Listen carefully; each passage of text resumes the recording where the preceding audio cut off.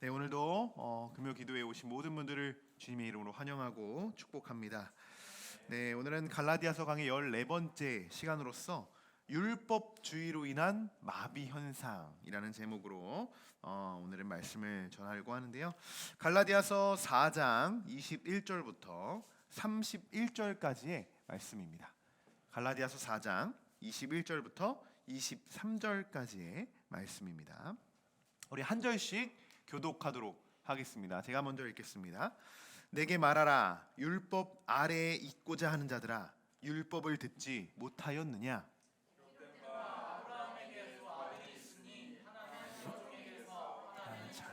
여자에게서 낳았다 하였으며 여종에게서는 육체를 따라 낳고 자유 있는 여자에게서는 약속으로 말미암았느니라. 이것은 비유니 이 여자들은 두 언약이라. 하나는 신의 산으로부터 종을 낳은 자니 곧 하갈이라. 이 하갈은 아라비아에 있는 신의 산으로서 지금 있는 예루살렘과 같은 곳이니 그가 그 자녀들과 더불어 종 노릇하고 오직 위에 있는 예루살렘은 자유자니 곧 우리 영혼이라. 기록된 바 잉태하지 못한 자여 즐거워하라. 산고를 모르는 자여 소리질러 외치라. 이는 홀로 사는 자의 자녀가 남편 있는 자의 자녀보다 마름이라 하였으니. 형제들아, 너희는 이삭과 같이 약속의 자녀라. 그러나 그때에 육체를 따라 난 자가 성령을 따라 난 자를 박해한 것 같이 이제도 그러하도다. 그러나 성령이 무엇을 말하느냐? 여종과 그 아들을 내쫓으라. 여종의 아들이 자유 있는 여자의 아들과 더불어 유업을 얻지 못하리라 하였느니라. 같이 읽겠습니다. 그런즉 형제들아, 우리는 여종의 자녀가 아니요 자유 있는 여자의 자녀니라. 아멘. 네, 오늘 본문은 갈라디아서 3장에 나왔었던 아브라함이 3장에 등장을 했었죠. 다시 한번 아브라함이 등장을 하게 됩니다. 갈라디아서에 딱 2번 등장을 하는데요. 여러분, 방금 우리가 말씀을 쭉 읽어왔죠. 21절부터 맞나요?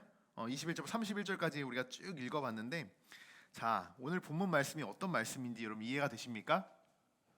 네, 이럴 줄 알았습니다. 네. 그럴 수 있어요. 그래서 여쭤본 겁니다. 조금은 복잡해요. 무슨 이야기를 하는지도 이렇게 딱 보면 뭐지? 무슨 이야기를 하는 거지? 이렇게 충분히 생각하실 수 있어요.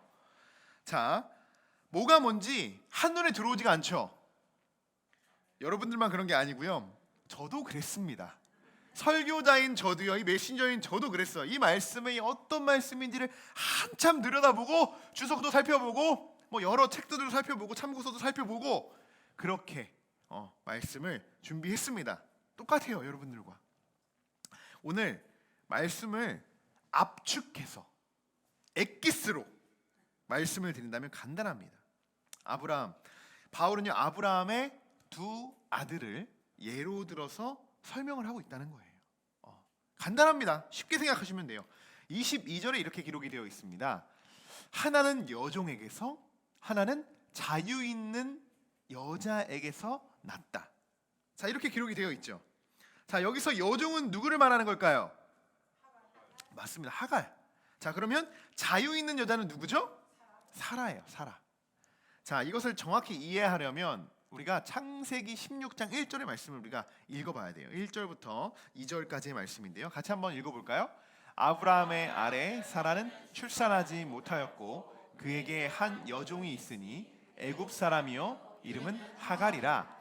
사레가 아브라함에게 이르되 여호와께서 내 출산을 허락하지 아니하셨으니 원하건대 내 여종에게 들어가라.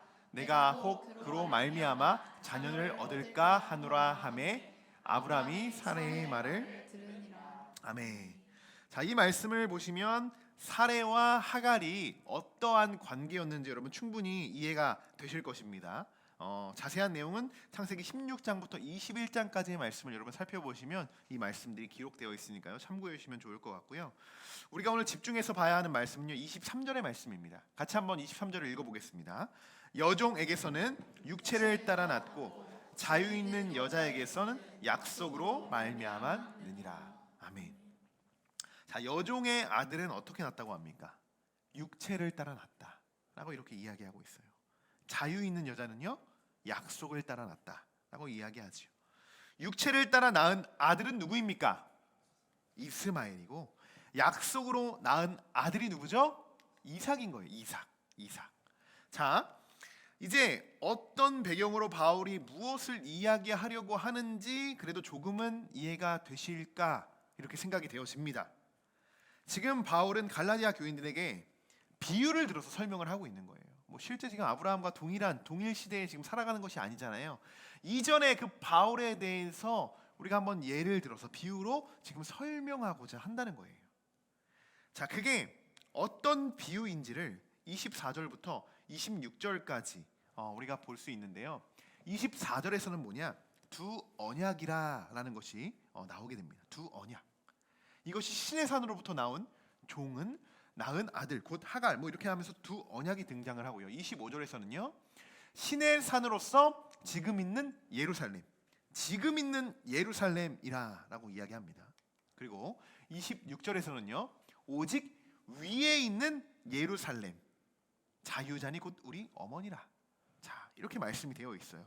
자, 이렇게 말씀이 되어 있으니까요. 이게 무슨 말을 하는 건지 도대체 이해가 되지가 않죠. 네, 그럴 수 있습니다.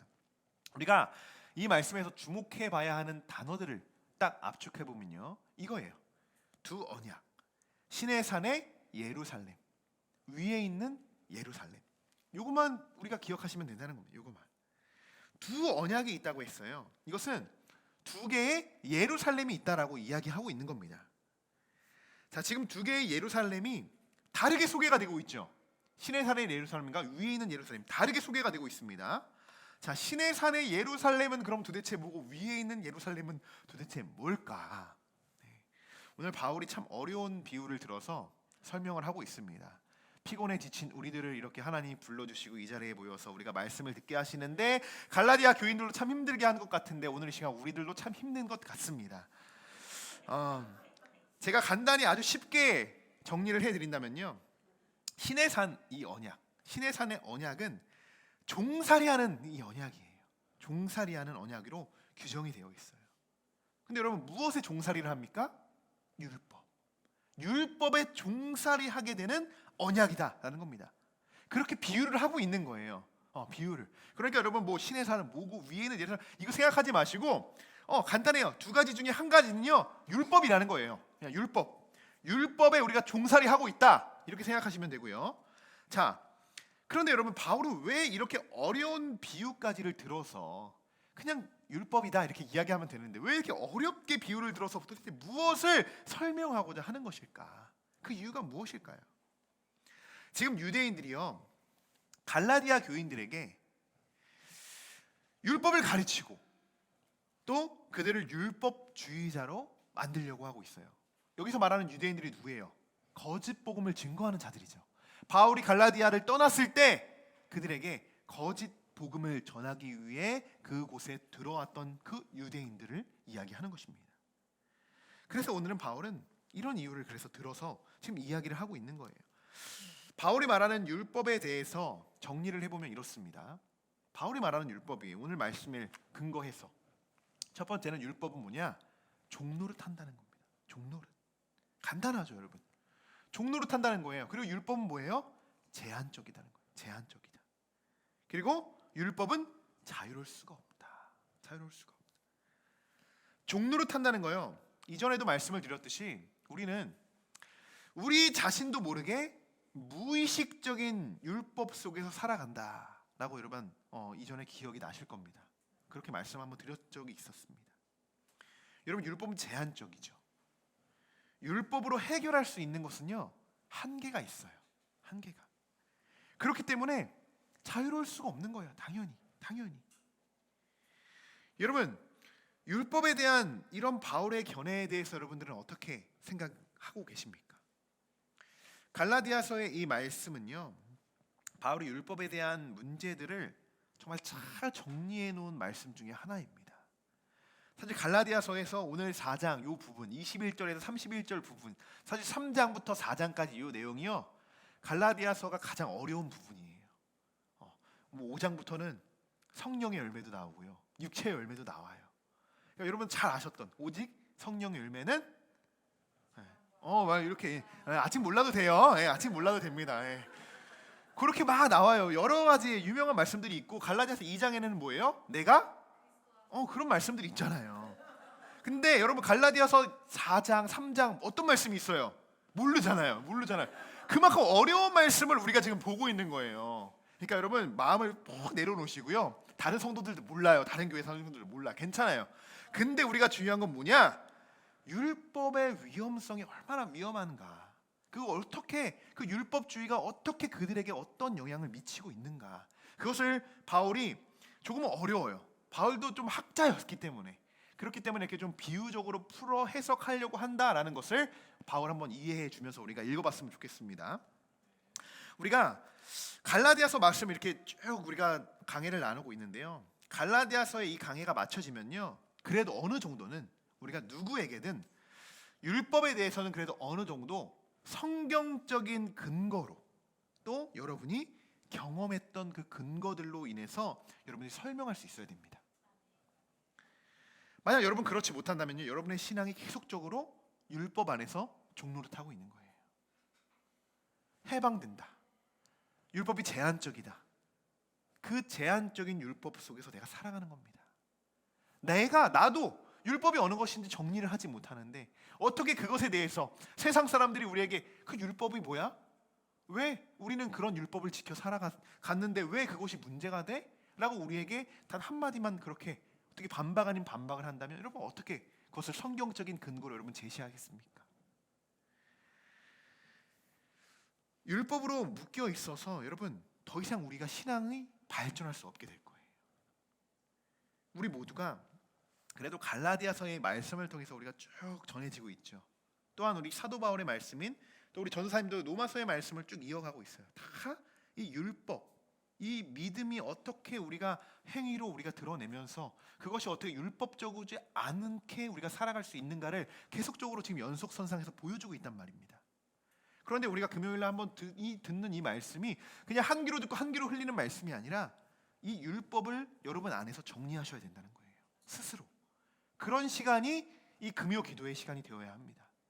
그냥 율법이 위험하구나. 목사님이 율법이 좀 제한적이래. 율법이 그 위험한 거래. 그냥 그렇게만 생각하고 넘어가지 마시고요.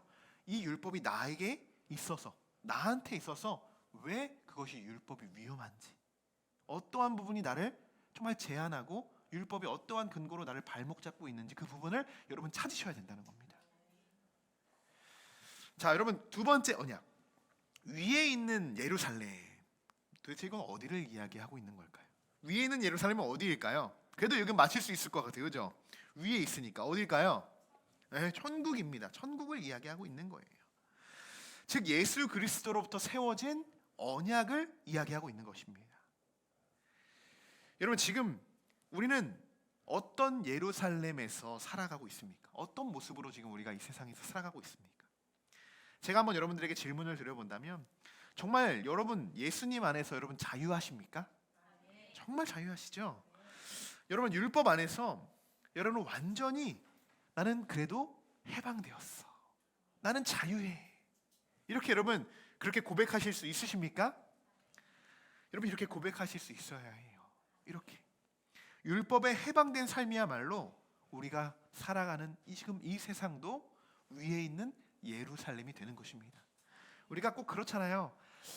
우리가 지금 이 세상을 마감하고 생을 마감하고 하늘나라에 가야지만 우리가 이 영화로운 천국을 누릴 수 있어 라고 이렇게 생각하지만요, 제가 한때도 말씀드렸죠. 우리가 살아가는 지금 이 시대에 이 세상 이 동시간대도 하나님의 천국을 동일하게 누릴 수 있어야 됩니다.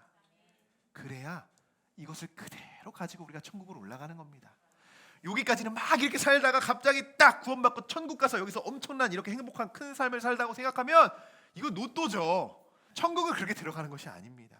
지금 이 생에서도 천국의 삶을 누리고 살아갈 때 자연스럽게 연결되어지는 거예요. 그 천국의 삶은요.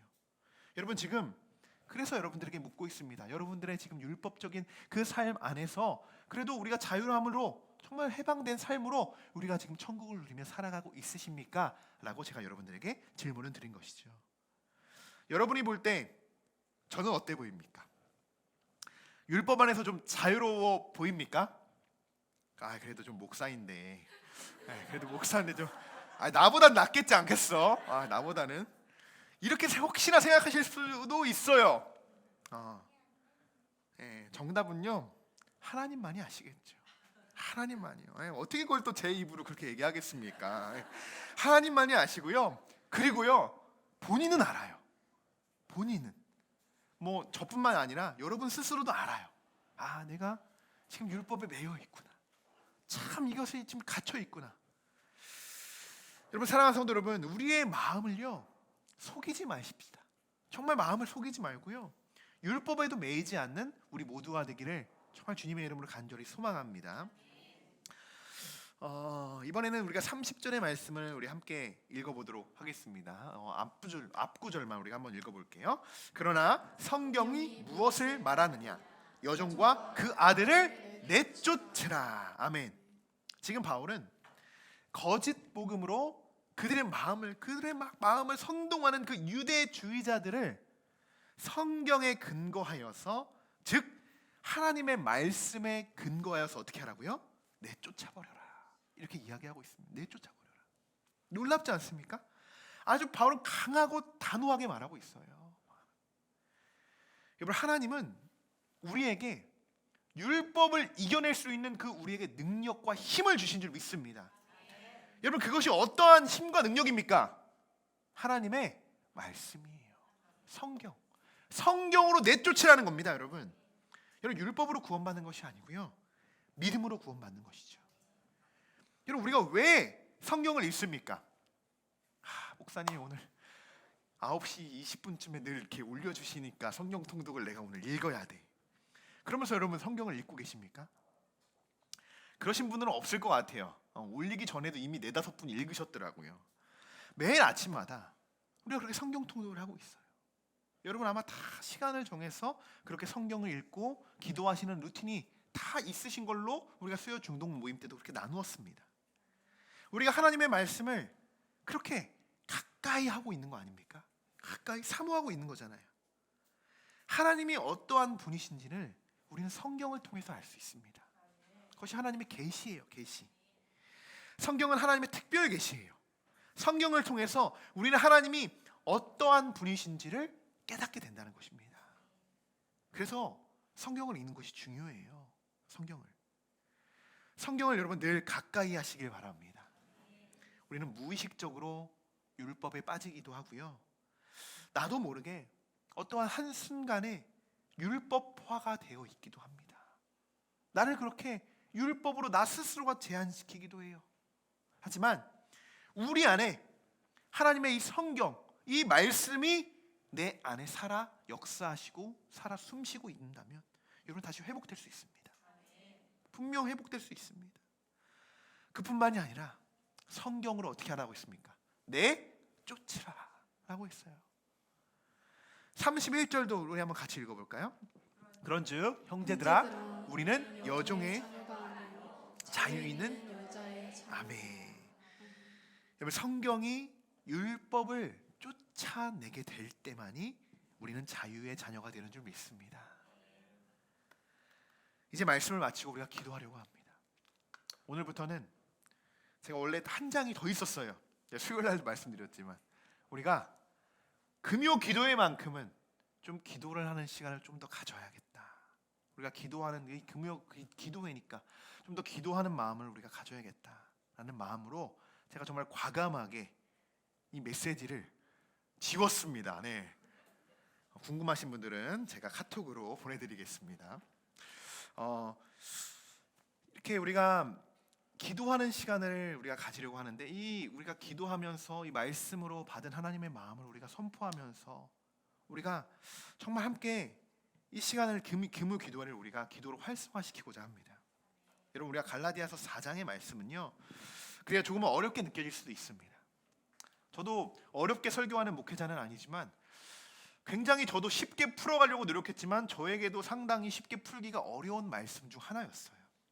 근데 결국 우리에게 가져다주는 메시지는 무엇이냐? 율법의 위험성이라는 거예요. 율법의 위험성. 우리에게는 여러분 2가지 언약이 있습니다. 하나는 율법이고요, 하나는 뭐냐? 말씀입니다. 오늘 뭐 예루살렘에 대해서 나왔죠. 이 땅에 있는 예루살렘과 하늘에 있는 예루살렘, 이렇게 두 가지가 나왔지만 오늘 우리에게 깨닫게 하는 그 두 가지의 언약은요, 하나는 율법이고 하나는 말씀이라는 거예요. 여러분, 그러면 그 둘 중에 율법과 말씀 중에 여러분 어떠한 것을 여러분 마음속에 품고 살아가시겠습니까? 무엇을 품겠습니까? 당연히 오직 하나님의 말씀만을 우리가 붙잡고 살아가기를 주님의 이름으로 간절히 축원합니다. 오늘 말씀 제목이기도 한데요, 율법주의로 인한 마비 현상. 1963년에 루이스 존슨이라는 사람이 쓴 책 중에 하나를 제가 가져온 문장을 가져온 글귀인데요, 함께 우리가 율법이 얼마나 1963년에 쓴 글이에요. 그때도 그랬다는 거예요. 율법이 얼마나 우리에게 많은 영향을 끼치고 있는가. 좀 글씨가 작을 수도 있는데 저와 우리 간사님과 같이 한번 읽어드릴 테니까요, 한번 우리가 이것을 읽고 우리가 찬양하도록 하겠습니다. 같이 읽겠습니다. 오늘날 정통 기독교 교회가 당면한 문제는 율법주의다. 바울 당시의 교회가 직면했던 가장 심각한 문제도 율법주의였다. 그리고 매일 당하는 문제도 마찬가지이다. 율법주의는 그리스도인들에게 주님으로 말미암는 기쁨을, 이 기쁨이 사라지면서 살아있고 뜨거운 예배의 능력도 떠나버린다. 답답하고 무기력하고 흥미를 잇는 의식만이 남는다. 진리는 저버리고 주의 영광스러운 이름은 어둠과 무의미의 동의어로 전락한다. 율법 아래 있는 그리스도인은 참 그리스도인을 모방하고 서툴고 비참한 모습일 뿐이다. 아멘. 참 너무나도 63년에 기록되어 있는 그 글귀인데도 너무나도 이 율법이 얼마나 위험하고 얼마나 우리에게 지금 실질적으로 율법이 얼마나 우리에게 아픔으로 다가오는지 너무나 잘 정리되어 있는 한 문장인 것 같습니다. 그때도 가장 심각한 문제는 율법주의였다는 거예요. 그리고 이 바울이 사역했던 이 시대도 율법이 항상 문제였습니다. 예수님이 사역했던 그 당시에도요, 바리새인들의 그 심각한 율법에 인한 그들의 해석과 예수님을 공격하는, 율법으로 공격했던 그 자들, 그리고 구약 시대도 마찬가지로 그 토라에만 빠져있던 그 율법 유대인들, 이전에도 그랬을 것입니다. 태초에 하나님이 천지를 창조하신 이후부터도 늘 율법 안에 갇혀있는 그런 많은 사람들이 있었을 것입니다. 여러분, 오늘 이 이야기가 우리들의 이야기가 될 것입니다. 율법의 위험성을 우리가 다시 한번 기억하고 우리 마음속에 새기면서 우리가 율법이 아닌 예수 그리스도를 붙드시는 이번 한 주간이 되시길 주님의 이름으로 간절히 축원합니다.